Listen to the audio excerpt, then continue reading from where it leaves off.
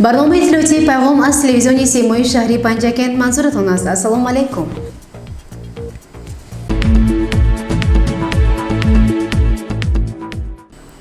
رئیس شهری پنجکند شفیعیان اسلام زیازاده ملاقات نوبتی خود را در هیئت گروهی کاری با ساکنان جماعت دهاتی خلیفه حسن، چنار و سرز می‌گذرانید. تفصیلات بیشتر در گزارش نخستین برنامه تلویزیونی پیغام.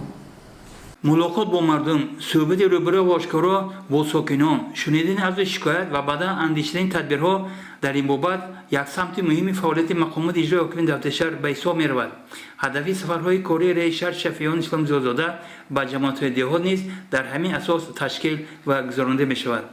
ملاقات نوبتی رئیس شهر در جماعت دهاتی خلیفه حسن برگزار شد که در آن نخست از وظیفه‌گزاری رهبر معظم کشور محترم امام الرحمن در جریان سفرشان به شهر پنجکند یادآور کرده شد. چند روز پیش تشریف پیشوای ملت در شهر پنجکند بود و 5500 سالگی سرز را جشن گرفتیم و چون سپورتشویی که محترم پیشوای ملت دادم و می‌خواستم و فعالان جماعت دهاتی خلیفه حسن رسانم با همین مقصد مجلس امروزه را دعوت نمودیم.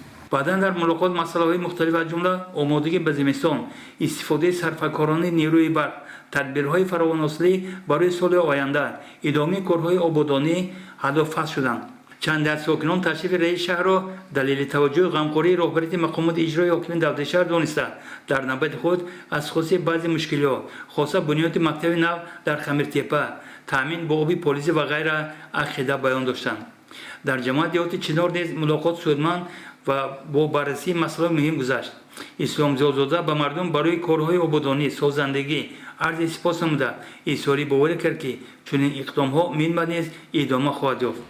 برابر این اسلام زیازاده اراده خود را از ثمردان استفاده نشدن زمین، بند نمودن زمین‌ها با زراعت دوم درجه آفتابپرست و چند مسئله دیگر بیان نموده مسئولان را برای اصلاح وضعیت وظیفه‌دار ساخت. رئیس شهر شفیعیان اسلام زیازاده با اشتراکچیان ملاقات در جماعت دهات سرز نخست اظهار سپاس کرد که آنها در کار در سطح بلند تجلیل نمودن جشنواره سرز سهم زیاد دارند. مخصوصا زحمت آموزگاران و خوانندگان 14 مؤسسه تعلیمی حدود جماعت در این مورد تاکید شد. سرز گفت اسلام زیازاده منبع چون انشاءات باستانی مورد توجه سیاحان داخلی خارجی قرار میگیرد و از این رو حفظ یادگاری‌های آن و انشاءات اینجا بنیاد گردیده باید همیشه در مرکز توجه قرار داشته باشد.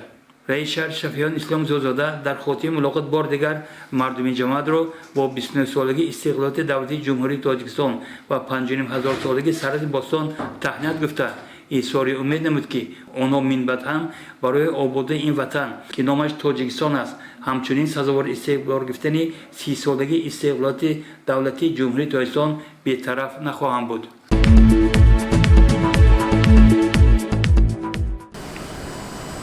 در طور خورد مقامات اجرایی حاکمیت دولتی شهری پنجکند جلسه نوبتی ستاد مدافع حدودی شهری رقم 13 تحت رهبری رئیس شهر شفیعیان اسلام زیازاده برگزار گردید. توجه نمایید به گزارش دیگری برنامه.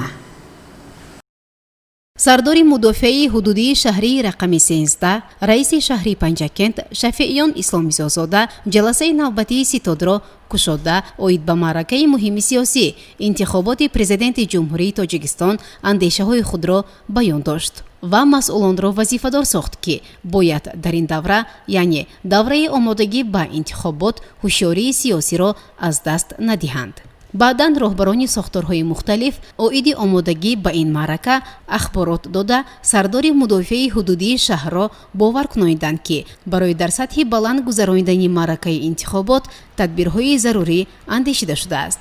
در خاتمه سردار مدافع حدودی شهری رقم 13 رئیس شهری پنجکند شفیعیان اسلام زیازاده سخن گفته باری دیگر وظیفه هر یک ساختار را بابت در سطح ضروری گذراندن انتخابات پرزیدنت جمهوری تاجیکستان معین و مشخص ساخت و اظهار باوری و امید نمود که این معرکه مهم سیاسی در شهر و دهات پنجکند در سطح بلند خواهد گذشت.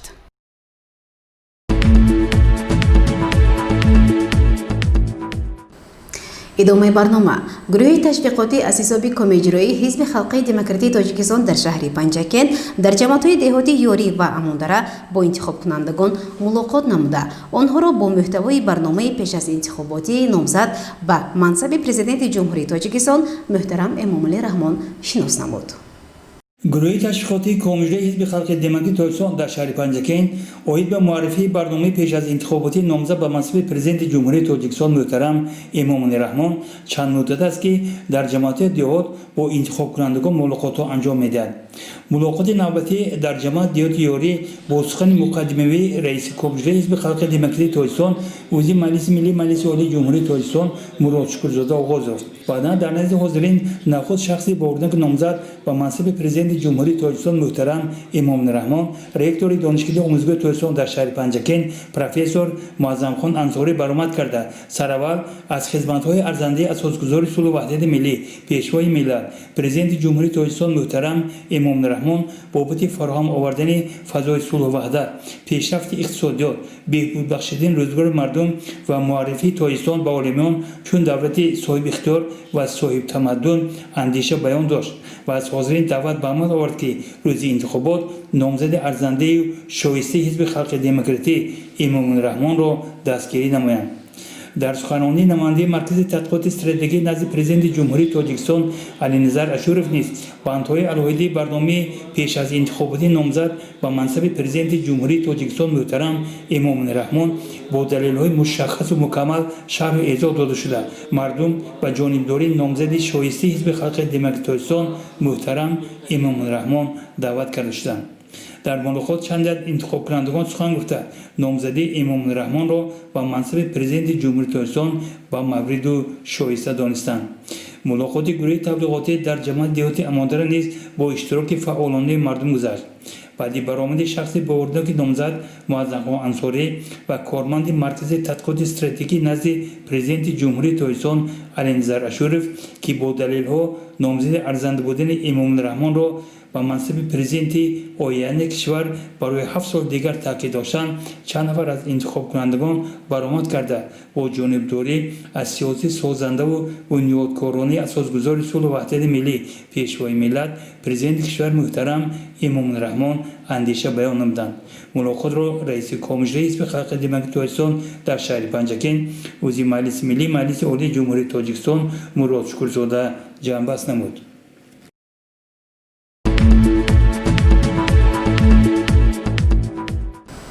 برنامه را ادامه می‌دهیم. آمادگی به معرکه مهم و تقدیرساز انتخابات پرزیدنت جمهوری تاجیکستان در شهر و دهاتمان ادامه دارد. با مصاحبه ما از اوچسکه انتخاباتی رقم 41 ده کبوتسنگ جماعت دهاتی خلیفه حسن توجه نمایید.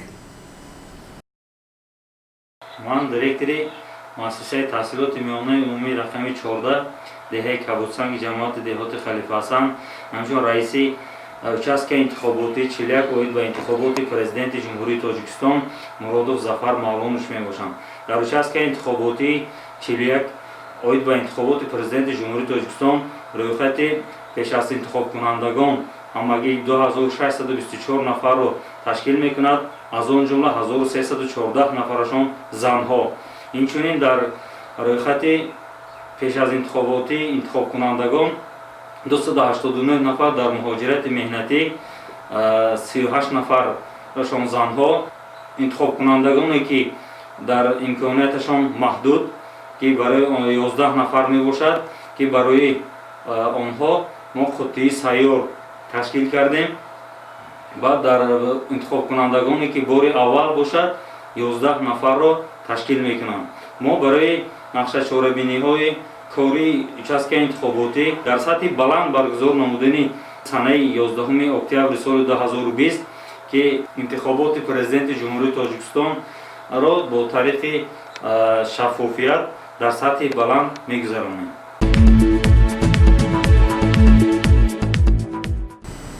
در участке انتخاباتی رقم 4 واقع در مؤسسه تحصیلاتی میانه عمومی رقم 34 تدبیرها اندیشیده می شوند تا که معرکه مهم سیاسی انتخابات پرزیدنت جمهوری تاجیکستان در سطح بلند گذرد.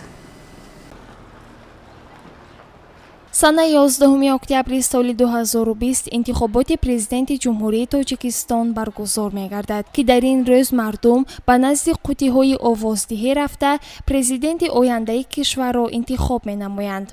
وابسته به این در سرتاسر کشور участкҳои انتخاباتی تأسیس داده شده برای در سطح بلند گذرانیدن انتخابات و قبول شهروندان آمادگی‌ها جریان دارد. ما با مقصد آشنا گردیدن با آمادگی‌های участкه‌های انتخاباتی رقم 4 راه پیش گرفتیم سوی مؤسسه تحصیلات میانه عمومی رقم 34 شهری پنجکند. ضمن مشاهده‌هایمان آگاهی پیدا کردیم که در این участка برای در سطح بلند گذرانیدن این معرکه مهم سیاسی تمام شرایط‌ها فراهم کرده شده تحت نظارت متصدیان قرار دارد. بنابر مد نظر گرفتن وضعیت فعلی جهان از آن جمله تاجیکستان که بیماری کرونا ویروس نوع کووید 19 همه را به تشویش آورده است، جهت پیشگیری از سرایت این بیماری عصر موادهای آنتیسپتیکی، دستگاه‌های حرارت سنج، حجره‌های علاهیده برای مادر و کودک نقطه طبی در اینجا آماده کرده شده است.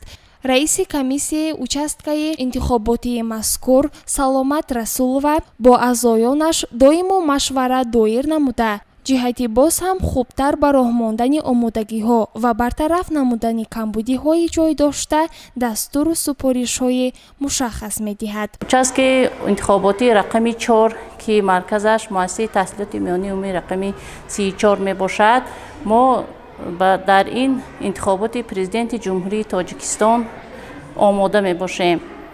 در участка انتخاباتی رقم 4 شماره عمومی آوازدهندگان 1577 نفر می باشند که از آنها 830 نفرش زنها می باشند.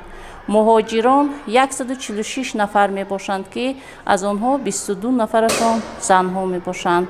بار اول 17 نفر آواز می دهند که از آنها 10 نفرشان زنها می باشند. بیماران 9 نفر می باشند که از آنها 7 نفرشان زنها می باشند. برای آنهایی که بستری می باشند مخصوص اعضاها تشکیل کرده شدند که آنها با قطعه سیار حاضر شده آواز آنها رو می گیرند. ما باوری داریم که در این معرکه مهم سیاسی شهروندان کشور از آن جمله ساکنان شهر و دهات پنجکند فعالانه اشتراک نموده برای به طور شفاف و دموکراتیک گذشتن آن سهم خود را خواهند گذاشت. گزارش صبرین اکرم و خیام جورایف.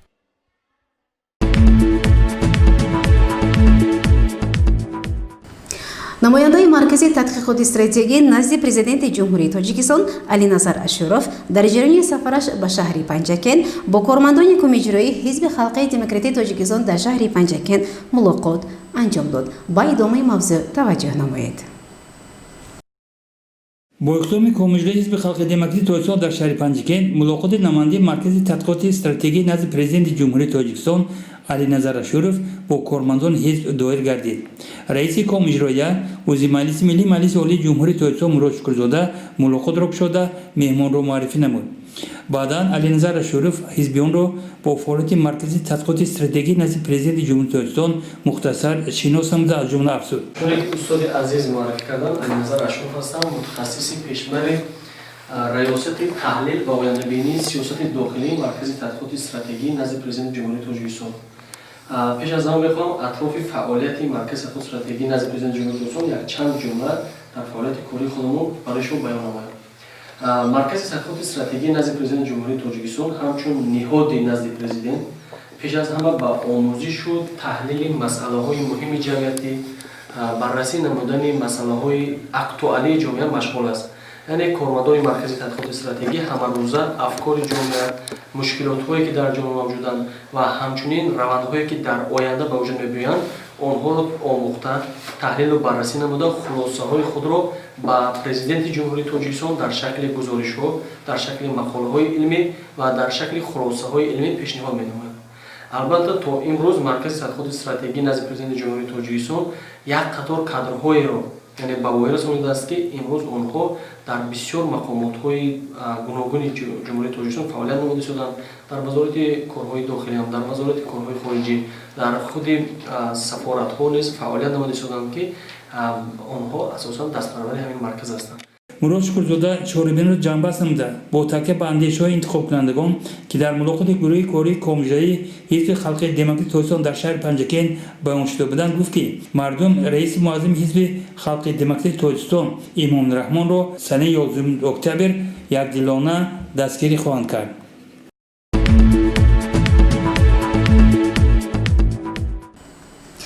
тамошобинони гиромӣ, ҳоло бошад ба як хабари варзишӣ таваҷҷӯҳ намоед. Санаҳои 21-24 сентябри соли 2020 марҳилаи дуюми мусобиқа барои дарёфти ҷоми пешвои миллат оид ба шоҳмот байни донишҷӯён, омӯзгорон ва кормандони донишкадаи омӯзгории Тоҷикистон дар шаҳри Панҷакент баргузор гардид ки дар он шоҳмотбозони маҳфили шоҳмоти кохи фарҳанг низ ширкат варзиданд. баъди анҷоми бозиҳо дар байни донишҷӯён Турсуной Муҳиддинова ҷойи якум, Зариф Қурбонов ҷойи дуюм ва Азамат Ҷумабоев ҷойи сеюмро ишғол намуданд.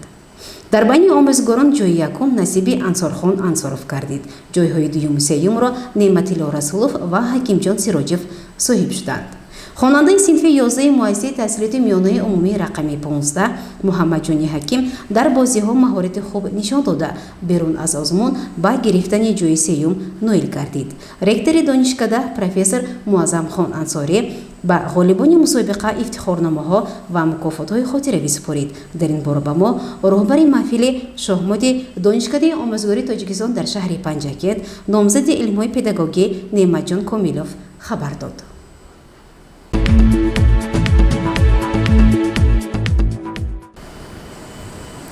бинандагони гиромӣ, ин буданд он ҳама хабарҳо гузоришҳое ки то ин дам бароятон пешкаш намудем. То барномаи дигар шодӣ пирӯз бошед. хайр.